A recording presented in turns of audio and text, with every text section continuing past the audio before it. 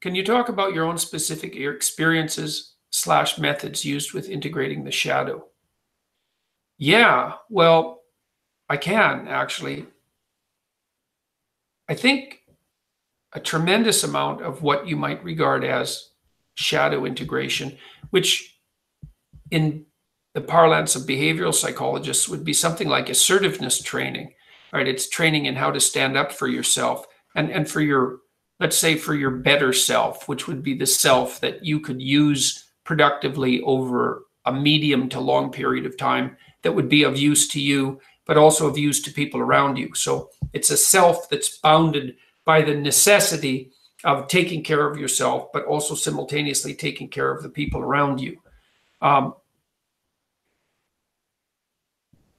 I think that the simplest way to start that work is to consult your resentment.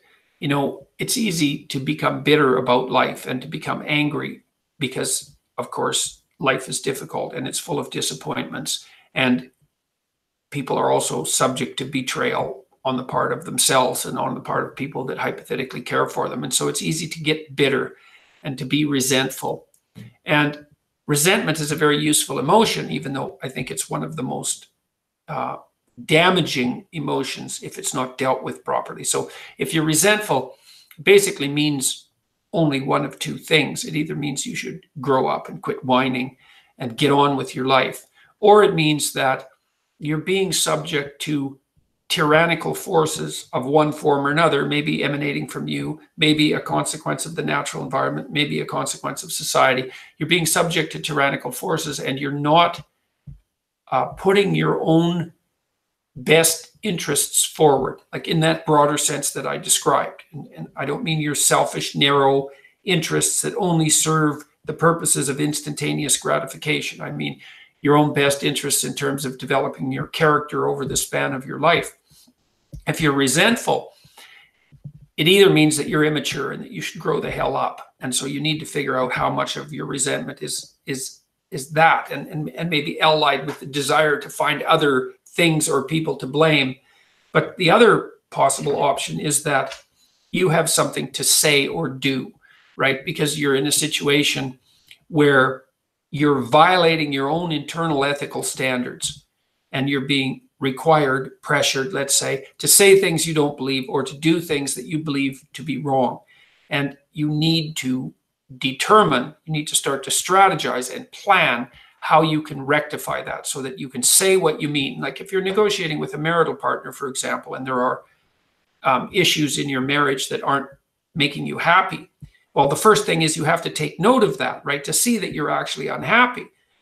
The second is that you have to be willing to engage in a certain amount of conflict, because in order to sort out what's disturbing you, you're going to have to lay your concerns out on the table and say, well, look, this is bothering me. You don't have to say, well, I'm right and you're wrong and you have to fix this. You have to say, well, I've noticed that this pattern of interaction or lack of interaction, say, in our relationship is making me resentful and angry. And the danger of that, of course, is you're going to take it out on yourself and your partner.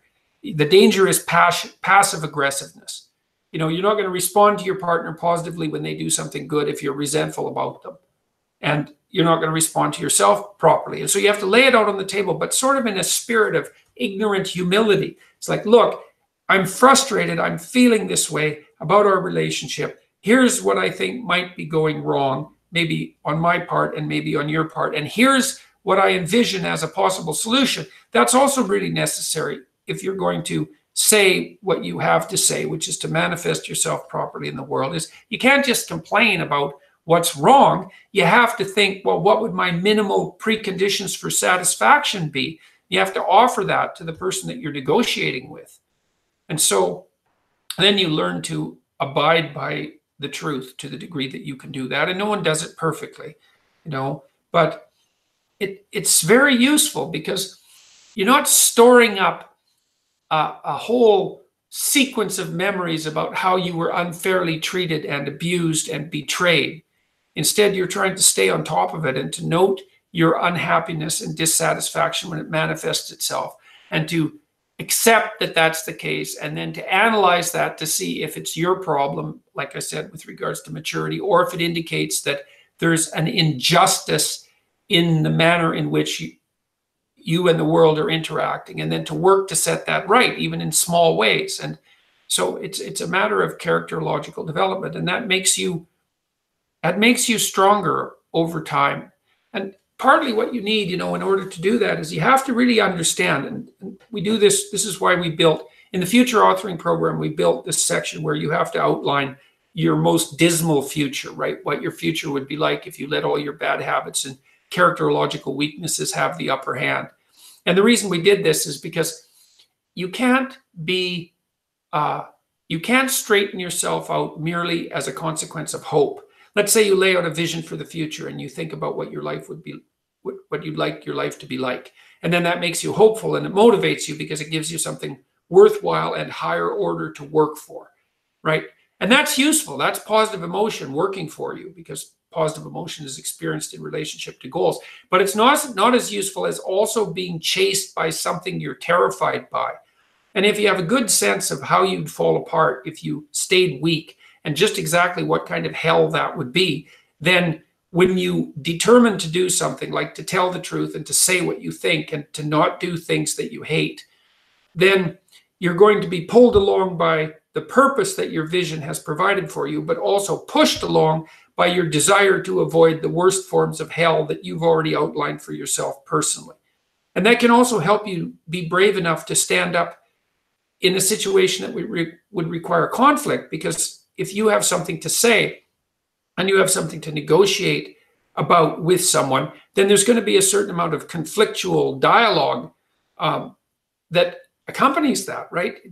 To lay out a set of problems and to describe the fact forthrightly that those problems characterize a relationship, and then to seek for solutions, is quite stressful in the short term. And it's really easy to avoid. And so people avoid it all the time. And then they store up grievances across the span of their relationships. And eventually the grievances mount to the point where they return in monstrous form and just eat everything up. That's where you get divorces, or that's where you explode at your boss and end up fired, or that's where you develop high blood pressure over 15 years because you can't stand all the accumulated monsters in your closet, and then you drink yourself into oblivion because you can't stand your life.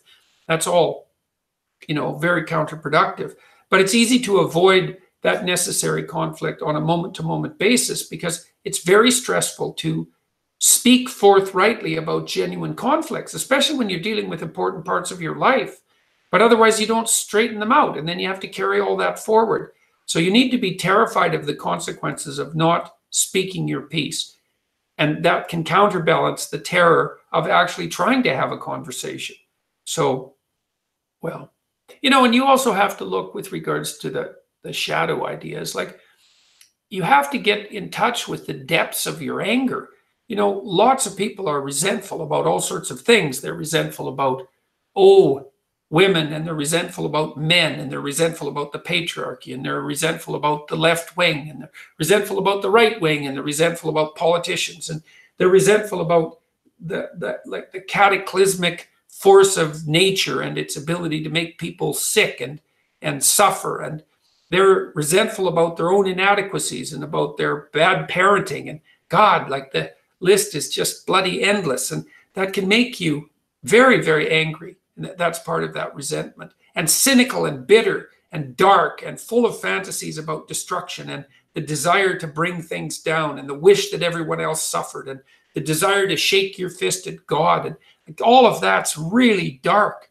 Jung said, the human shadow extends all the way down to hell. And he really meant that, because all the terrible things that people are motivated to do are associated with that shadow domain. And none of you are saints in any likelihood. You have a terrible capacity for destructiveness. And when you start to consult your resentment and to see how angry you are, it can terrify you to see the depths of that anger. Sometimes that'll manifest itself in very destructive fantasies, which you might not want to become conscious of because they're so brutal, let's say, and so aggressive that you can't even believe that you generate them, the nice person that's you.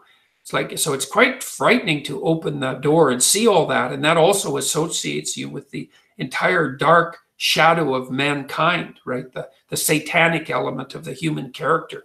But it opens the door to understanding as well, to understanding how people can do terrible things, because you can see yourself as one of the people who can do terrible things. That's really useful, because then maybe you start to be motivated to be the sort of person who wouldn't do terrible things, if you can really come to terms with the fact that that's part and parcel of you. It also is in perverse sense, it's also a discovery of your own strength, though, because, if you have that desire for aggression, that desire for destruction, and that ability to fantasize in that aggressive manner, it also means that you can incorporate some of that into your speech and into your actions, so that you're a lot more immovable, right? And a lot more of a force to contend with. It can give you some respect for yourself when you realize that you're a force of destruction as well as creation. And then you're also more likely to treat yourself with a bit more intelligent caution, to know that part of you is a ticking bomb in some sense that could go off. And so you tread a bit more lightly around yourself, and maybe you encourage people to tread a bit more lightly around you as well, which isn't such a bad thing. And all the people that I really admire, that I know, have a clearly dangerous side, and you don't want to have that activated any more than necessary. But it's also what makes them respectable and strong, especially if they have that under control. So, that's a bit of a dialogue about shadow integration. It's a very challenging undertaking, to pull in that dark side of your character. And that would be all the things that you've repressed or failed to develop as a consequence of trying to be a harmless and, let's say a harmless citizen who looks virtuous on the surface. That's the Jungian persona. And you need that, because everybody needs a mask that they wear in public, like a suit, so that we can tolerate seeing each other on the street. We don't have to look right into our depths every time we interact. We need that persona, but that has to be transcended. And the way to transcend that is to integrate the darker parts of the character. They're very useful. That aggression, that sexual demand, for example, all of that's very difficult to socialize, that competitiveness, but unbelievably useful in terms of force of character if you can manage it.